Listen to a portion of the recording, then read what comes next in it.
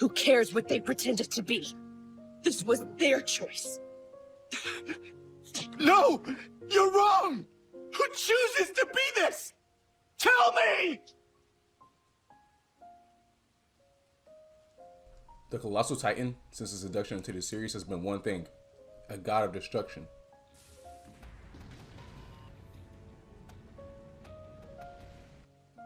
As a Titan with the most powerful ability, literally capable of decimating an entire city with his transformation alone, has been passed down to people who have been kind-hearted and regretful if it had to be used, as it's up to the responsibility of the user to initiate such an action, if deemed necessary.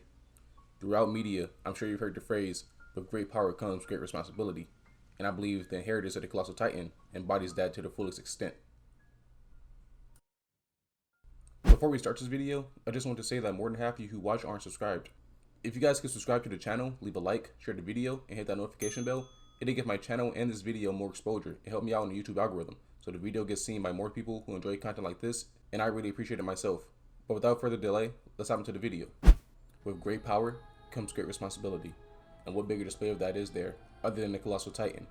To be more precise, the inheritors of the Colossal Titan, Armin and Bertholdt. Two very similar characters that have to bear heavy burdens that come with wielding such a power. As I said before, the power of the Colossal Titan is so destructive that it has the capability to wipe out an entire city, naval fleet, and kick a gigantic hole in the walls on Paradis. Truly, whoever inherits this Titan is a force to be feared, but funnily enough, this power went to people who couldn't be more kind-hearted, until the day came when they couldn't be. Each would be faced with a terrible situation where they had no other choice but to use the power bestowed to them. Let's start off by talking about Bertotte. Bertotte was a young Eldian raised on Marley. He became a warrior at a young age, alongside other familiar faces that we come to know over the course of the story. Becoming a warrior was seen as a great honor, but he didn't become a warrior for the sake of recognition or because he felt a great dedication to Marley, but for the sake of his sick father. As we all know, Eldians didn't receive the best treatment in Marley, and that went as far as medical treatments as well. We've seen proof of this as when Eren, infiltrated as an injured Marleyan soldier, was taunted by another Marleyan soldier alongside other PTSD victims of war by him shouting "boom" to make them all freak out, and he laughed at the sight of the trauma that he saw. It's safe to assume that medical cases weren't taken as seriously as they should have been. Regardless, getting treatment for his father was Bertolt's reasons for becoming a warrior, which is a huge responsibility for a child, especially when you consider that he will be signing his life away to a 13-year death sentence. Bertotte, during his warrior training and when he eventually joined the Soviet Corps, was someone who was not seen as very outspoken, timid, and unable to make decisions on his own. All in all, he was a follower, not a leader, in any aspect whatsoever. But this would eventually change later down the line in his life. One thing Bertotte actually was a person who cared deeply for his comrades, whether it be the warriors or his fellow comrades in the Soviet Corps. As when he seen Reiner get picked on by Porco Galliard about being the worst warrior candidate, he came to Reiner's side after the altercation was over to tell him that Porco doesn't decide who becomes a warrior candidate, but Marley does. This shows us what kind of person Bertotte actually is. A person who wants to avoid conflict, but wants to come to aid his comrades to resolve the situation at hand. We also get to see another side to his character, along with a strong implication of him avoiding conflict. When running after Reiner along with Annie on Paradis, after Marcel gets eaten by Ymir, Reiner takes a brutal beating from Annie. Bertotte doesn't act. Reiner retaliates and nearly chokes the life out of Annie. Bertotte still doesn't act. He does nothing. He does nothing to resolve the situation. He stands there, scared and frozen. The only thing he does is cry and tells him to stop. You can read this scene off as him being a child, scared of the situation that he's in, and that's why he acted the way he did. And honestly, I would agree with you. But you can also dissect this scene for a deeper meaning. While I agree that plays a huge role in this scene in particular, it also shows us Bertotte at his core. He's not a leader, he's not a decision maker, he knows this. This is why he stands there and does nothing. Just like with Porco picking on Reiner, he simply waits for the altercation to be over. And it's truly quite a sad scene to look at for everyone involved. While the audience only focuses on Annie being nearly choked to death, Bertotte is just a barely noticed bystander, the same as he's always been. The warrior trio eventually makes it to Wall Maria, and this is the day that will haunt Bertotte until the day he dies, his biggest regret. With the responsibility of the Colossal Titan on his shoulders, Reiner makes a plan that involves Bertotte destroying a portion of Wall Maria, letting in the pure Titans that Annie summons. As Bertotte looks over the wall before the deed is done, he takes a moment to look at the citizens of Shiganshina. The look of all the shocked faces staring back at him, the terror in their eyes. We get a close-up of Bertotte's Titan eye. There's no malice, no anger, or hatred. He just looks sad at what he's about to do, the fate he's about to condemn these countless people to. This doesn't stop him from kicking a hole in Wall Maria. because he has a responsibility to his comrades, Marley, and his father. I'm sure this gave him more than enough reason to go through with what he did. Bertotte never thought of these people as devils. He was never as passionate as Reiner or Gabby, and I truly believe he wasn't brainwashed to the extent of those two either. Throughout his place in the story, he only had one outburst of hatred, and that was toward Armin. I believe that was just a spur of the moment reaction to him hearing the lies about Annie being tortured, a person who he cared deeply for and potentially loved. He later retracts that statement later on in the Battle of Shiganshina, where he tells Armin he knows they aren't devils. But I digress. After the wall was initially broken, the next most notable moment was when the warrior trio had a conversation with a man who told them the story of what he did during and after the Titan crisis in Wall Maria. This story will later be adopted by Bertotte when explaining to Eren what they went through when the wall was broken, a lie used to cover up their traces of being the ones who destroyed the wall. I believe this scene to be important because Bertotte kept having dreams of this man, as he was confused as to why this man told him the story. I believe this man symbolizes the regret of Bertotte. For him to think of his victims, even subconsciously, will make sense for his character. As the story went on from this point forward, we get to see what kind of people our previous and future Colossal Titan shifters are. The similarities between Armin and Berto should be very apparent. Both are timid, tend to avoid conflict, follows more rambunctious friend, and later on becomes leaders and decision makers in their own right when the time calls for it. Our two Titan shifters couldn't be any more similar, but very different individuals. When speaking of Armin, we see him in almost the exact same predicaments as Bertotte, albeit with different circumstances. He gets bullied, and like Bertotte, he refuses to act. He cries, and this is when he meets our protagonist of the story, Eren Yeager, who tells him if he doesn't fight, he'll lose forever. But it's not out of fear, like Eren mistakenly believes to be the case. Armin proceeds to explain he doesn't run away so he doesn't lose, so while on the surface Armin and Bertotte seem similar, they're indeed different. Bertotte constantly runs from his issues, even when confronted with the atrocities committed by him and his fellow warriors. He couldn't face the truth of what they did. Armin approaches and deals with situations head on, whether it be protecting Eren from getting executed, the female Titan crisis, the Battle of Shiganshina where he sacrifices life for his comrades, willingly giving his life for the sake of his friends and humanity. As he said, those who can't abandon everything can't change anything. Giving up on his dream of his own volition, and even accepting what he did when confronted by Yelena for destroying the port in Marley, killing several citizens along with the naval fleet. Armin doesn't run, because he can accept it. Accept everything he's done. This is what separates him from Bertotte. During the capture of Eren and Ymir and the confrontation Bertotte has to deal with, we see his character break down and regret everything, knowing what they did was wrong after Eren freaks out and tells them exactly what they are. Two mass murderers who snuffed out the lives of countless people who never did them any wrong. This makes Reiner lose his cool, but Bertotte says nothing, does nothing, just as he always does. He retreats into his cell and lets Reiner lash out. He doesn't even add to the conversation after this point. While Bertotte and Reiner are trying to escape Paradis, Bertotte is verbally confronted by a lot of his former comrades in the Survey Corps. They proceed to question him about why they're doing this, hoping that it's a lie and bringing up fond memories. Not able to deal with the situation, he breaks down and says, "Who would want to kill people by their own choice?" Many of us know the tragic story of the warriors and how many of them did this for their own reasons that may in fact be noble, but this scene right here is the crux of Bertotte's character. At the end of the day, he chose to break the wall, condemning thousands of people to death, but he refuses to take responsibility. He regrets it. But in this moment, he finally takes responsibility of his actions for the first time. He knows the truth. He knows the things they've done were unforgivable and they deserve to die. He finally acknowledges himself, stating that they couldn't come to terms with their sins. This scene is so powerful when viewed after watching the story because we know the pain of being a Titan shifter and the eventual life Armin will have to live after inheriting the Colossal Titan. Bertotte eventually ends up coming into his own in the Battle of Shiganshina arc. When preparing for the scouts to come, Reiner tells Bertotte he's never seen him as reliable, a statement Bertotte himself agrees with. He says, so I'm sure many of you have thought as well, to think on his own for once. Reiner states he has the most powerful ability out of the warriors, but he doesn't use it unless he's told. Something we see throughout his character as a whole, not just in his Titan form. A person who refuses to think for themselves. Reiner says he sees them as reliable today, where they finished everything they worked for here, and Bertotte gets a look of strength on his face for once. I believe this small interaction gave him the confidence that we see through the battle, as Mikasa even says something about him is different. He doesn't cry here in the face of his former comrades. He looks Armin straight in the eyes and says he knows they aren't devils, and that they did nothing wrong, but they have to die. Bertotte seems resolute in his mission and his decision. He says he can accept how this ends, stating no one is in the wrong. He shoulders the responsibility of getting it done this time, but I truly believe this to be a facade. After Armin bravely sacrifices himself, Bertotte gets defeated by Eren. He is unconscious for a period of time before waking up finding himself about to be eaten by a Titan. He looks on in horror until he spots his former comrades in the survey corps. He smiles and screams out for help, probably forgetting everything that happened for a moment during this arc and a few days that passed, thinking they were still his comrades. For a brief pause, I'm sure he remembered everything that transpired. In his final moments, all he can do is scream, before he is inevitably in the mouth of Armin's pure Titan. And his final words are Annie and Reiner, calling out for help again, wanting to rely on anyone to be saved. It's truly a heartbreaking scene. I believe this shows Bertotte's confident nature wasn't everlasting, and it wasn't meant to be. That's not who Bertotte is. He was a person who was always afraid of conflict, confrontation, someone who relied heavily on the people he was surrounded by. In the end, I'm sure Bertotte regretted everything he did. For a person who cared deeply for his comrades, even the ones he had on parody, in the end, had no one and wasn't able to accomplish anything. Abandoned by Zeke and left with no one to turn to on parody. It was truly a sad end to his character. After Armin's pure Titan devours Bertotte, Armin awakens sometime later to see some of Bertotte's memories and what he truly felt during the Battle of Shiganshina.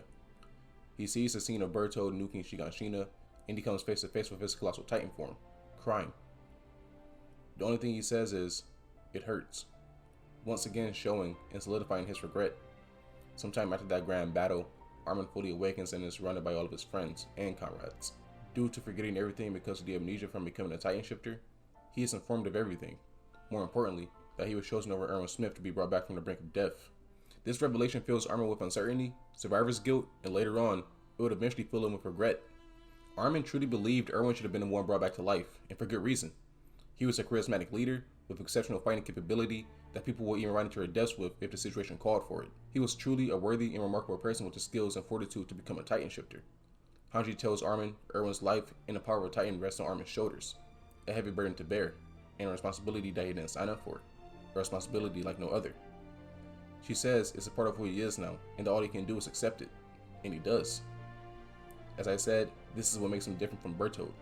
He has the ability to look forward and accept the circumstances that have been laid out in front of him. After the scouts learn the truth of the world beyond the walls, a memorial is held for the Survey Corps. Here, Armin is confronted by all the doubt and responsibility once again by Flock Forrester, a survivor of Erwin's suicide charge to take out the Beast Titan. Due to Flock's survival, his outlook on life, the scouts, and the future of the world drastically changes as everything he thought and believed in was tossed on his head. He's a truly interesting and fascinating character who will get his own video, but I digress. Flock isn't a person to hold his tongue and will speak what he believes to be true. He tells Armin that Erwin should have been the one to be revived, and that Armin should be dead, and that is the majority opinion of the people. Armin doesn't say anything, and Eren comes to his defense, and as Flock argues back, with nothing but the truth being spoken, Armin stands there and says nothing. Eventually Mikasa, John, and Connie get involved as well, and once again, Flock calls all of them out on the reality of the situation that transpired. With everyone standing there shocked and speechless, the one to break the silence is Armin, and the only thing he says is, he thinks Flock is right. That Erwin should have been saved, that he could have turned the situation around, and that he can't. This whole interaction eats Armin up on the inside, even when Eren tries to disprove Flock by telling Armin no one knew the correct choice or what the future holds, and that they've yet to see the sea, as the sea has been a beacon of hope for Armin. But due to Eren's own struggles at this point in the story, he's unable to even finish talking to his childhood friend. Some time passes after the memorial, and our Survey Corps finally makes it to the sea. We see Armin be the happiest he's been since the memorial, and is able to momentarily let go of everything for this moment of happiness. But he is far from his dilemma, as we will come to find out later on.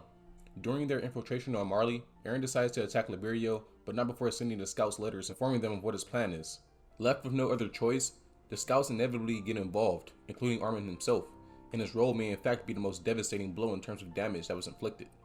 Armin arrives near the port of Marley on a small boat, and as a concerned soldier tells him to get away, Armin removes his hood, and with a pained look on his face, fully aware of the devastation he's about to cause, he transforms, and completely annihilates the fleet and the surrounding area beyond, killing soldiers and citizens alike. This scene is silent. Aside from the sound of fire and debris, we see the devastation of the area, and lifeless civilians who were caught up in Armin's explosion. We even see one child clinging to life, but I'm sure he didn't make it out of this destruction. As Armin's Colossal Titan walks on, viewing the scene he just caused, there's a sad expression on the face of the Titan. Armin emerges from his Titan, completely shocked and horrified at the scene before him, and says to himself, "Are these the sights Bertotte has seen as well?" It should go without saying that this is one of the many things Armin will come to regret, especially when paired with the scene of being confronted by Yelena in the woods when she brings up what he had done. He regrets it, but he also accepts it because he has a responsibility to uphold. For the sake of Para D, Aaron's safety as he hosts the founding Titan, and making sure he'll be worth something because of the sacrifice Levi made when deciding to bring him back. And just like pairing the forest scene in the woods with the scene of the destroyed Marleyport, we could reference it again to confirm these thoughts, because as she says that, Armin doesn't say anything. He just closes his eyes and puts his head down. But not out of fear, but because he knew what he had done, and he accepted that. Now let me jump in the middle of these two scenes and bring up the start of the rumbling. When Aaron activates the rumbling, Armin believed he would only use one wall's worth of Colossal Titans to crush the World Alliance, but he was so wrong. Aaron breaks down all of the walls on Para D and informs all subjects of Ymir that he intends to wipe out all life on the planet until aliens on Para D is all that's left of humanity. Armin and the rest of the scouts are horrified at this thought and want to stop him, no doubt. During the rumbling, Armin and Mikasa have a conversation about the situation of Connie taking Falco, who at this time is the inheritor of the Jaw Titan. Armin has so much on his mind and he is so overwhelmed. During this scene, he states that if Falco can't be saved, then Gabby would never trust him. He believes Gabby being on their side would aid them to make an alliance with Reiner and Peak. He believes another struggle for the 9 Titans could arise again, repeating the Great Titan War for the last 2,000 years. Armin says he's exhausted from everything taking place, and all he wants to do is sleep for the next few days. But he's trying to power through for the future of humanity. Here he sounds like Erwin, someone who will put everything, even their own life, on the line for the sake of humanity. As he says he'll see Mikasa later, she asks him, what should she do? All he says is John may need her help, and she should figure the rest out for herself. The person who comes up with strategies and gives everyone a position and what to do tells one of his closest friends to figure it out for herself. It's because he's so overwhelmed with the situation at hand and the limited options they have. I mean, he doesn't even know what he's going to do when he confronts Connie. After this, Mikasa asks Armin, what about Eren? And Armin completely loses it and snaps at her. He doesn't know what to do about Eren. He doesn't even know there's anything they can do about Eren. He lays everything out for her, stating that Hanji and Levi may be dead, ending up on Flock's bad side may lead them to the same fate. Annie may have been crystallized, and the military's chain of command has been shattered, and so many other things. So with all this going on, he claims Eren is a lost cause, to the person who loves him the most. He continues to yell and ask her why can't she understand that. Mikasa stands there with nothing to say, other than a quiet sorry, with a sad expression on her face. And here I believe she knew what Armin was saying to be true. Here, not only do we see the weight of the responsibility on Armin's shoulders, but regret at the fact that he snapped at Mikasa in this crucial moment, and his regret and survivor's guilt at being brought back to life over Erwin, stating that if Erwin was the one brought back to life, he wouldn't have snapped at her like that, and he himself was the wrong choice to bring back. And with that, he leaves Mikasa. Plagued by doubt and unsure of the future, Armin ventures out to confront Connie. Armin meets Gabby along the way, and they both eventually make it to Ragako village. Connie says Armin can't understand his reasoning and threatens Falco's life to get Armin to not approach. But as Armin stands there speechless, he closes his eyes and envisions Erwin. He tells Gabby to forgive Connie, as he uses his ODM gear to get to Connie's mom. Here, Armin attempts to make the ultimate sacrifice by feeding himself to Connie's mom, so she would inherit the Colossal Titan and inevitably turn back into a human. This shows Armin's understanding and selfless nature. I believe when he envisioned Erwin, he thought he should give his life just as Erwin did for the scouts and the future of humanity. This is why Armin told Gabby to forgive Connie when he's about to feed himself, because if Connie were to feed Falco to his mom, I'm sure she would never forgive Para D, and if she couldn't, then the cycle of hatred would just continue. He understands Connie's desire to bring back his mom, and he also understands the future implications if he used Falco to do so. Thus, he would use himself to give Connie what he wanted, and no matter how small, ensure the cycle of hatred doesn't continue, because to Armin, the future of humanity is a responsibility on his shoulders, like Erwin Smith. The next moment I want to touch on is a bit of a flash forward from this scene. Eventually, Armin and the rest of the Alliance reach a port where the Jaegers plan to blow up the one thing that can potentially stop Eren, the flying ship. Before they go in and try to claim the boat, McGaff, sincerely sorry for everything that's happened and the beliefs he's held, bows his head and apologizes to everyone, warriors and scouts alike. He says they have a responsibility to remember the bloodstained history that's transpired and pass to their future generations so the same mistakes won't be repeated. He pleads with the scouts to look the other way until the bloodshed is over. Armin, with a strong and resolute look on his face for the first time in this portion of the story, tells McGaff that he refuses, that he won't stand by with clean hands while others get theirs dirty, showing the responsibility he also bears to protect the future of humanity and stop Eren. I believe this is purposefully done to show Armin in a new light, after dealing with the grief of being the one chosen over Erwin, one who accepts responsibility, and with a strong will. This was bound to happen because, as I said, Armin is one who accepts the reality of the situation he has dealt with. He doesn't run away, no matter what he's faced against. And this is shown again when put in a position to stop Daz and Samuel from blowing up the flying ship. After his and Connie's failed attempt at deceiving them, Samuel shoots Armin, but he keeps pushing forward with a strong look on his face to keep Daz from destroying the ship. He tells Armin to stop, but Armin doesn't listen. He doesn't even try to hurt Daz. As Daz puts his gun to Armin's head, Armin just stares into his eyes, and Berto's words ring in his head, that someone has to be the one to stain their hands with blood. As this ends, Connie kills Daz, and then Samuel, and Armin just stares out, not saying a word, not shedding a tear, just in utter shock. I believe this shows the similarities and differences between Bertotte and Armin. While Bertotte will only break down and cry, Armin, even while in shock at the scene laid in front of him, remains resolute. I believe he knew Bertotte's words to be true in this moment, and he can finally understand them as well. Not questioning what Bertotte saw and felt, but genuine understanding for his character. Since in this scene, they also betrayed their comrades, just as Bertotte did all those years ago. This truly makes me think of one line from Armin from his earlier days as a scout, when he said, "Whether we'd like to admit it or not, the fact is this. To rise above monsters, we have to abandon our humanity. That's the irony, really. If you can't let it go, it's not worth holding on to." And this is the culmination of that fact, and the reason he was able to understand Bertotte here. From friends to enemies, and even after death, he can truly understand how Bertotte felt. Two sides of the same coin, and just happen to be born to different circumstances. The responsibility and regret these two feel is without a doubt the essence of the Colossal Titan. But Armin was able to rise above that throughout his journey. He is able to overcome all the adversity he is faced with, accept the situation for what it is, and move forward. He doesn't regress. He understands the responsibility is not only his to bear, or anyone else's to uphold for him. He'll carry his weight, like he told McGaff. He won't stand by with clean hands, while others dirty theirs, and he won't regret the outcome of anything if he does so, unlike Bertotte. He will remain resolute, look forward, and push no matter what may await in the future. This is Armin, the true Colossal Titan. Responsibility and regret can be two heavy burdens to bear, but you must learn to look forward no matter how hard the path ahead may be. Everyone on this planet has a responsibility to something, and I'm sure most regret something as well. But you can't remain stagnant. You have to face it head on, like Armin. It's understandable to falter at times, but don't let it hold you back like it did for Bertotte. To forge a path ahead and eventually overcome all that stands in your way will truly in the end make you resolute, no matter the responsibility you may have in your life. I truly believe we all should strive to be like Armin. Someone who looks at life and the world in general as a beautiful place, and not just the negatives of the world. Someone who can overcome adversity, and one who in the end will never give up, no matter what may lie ahead. If you guys enjoyed this video, make sure you leave a like, comment, subscribe, and share it so it can be seen among people who also enjoy content just like this. I truly thank you all for watching my videos, and until next time, I'll see you later.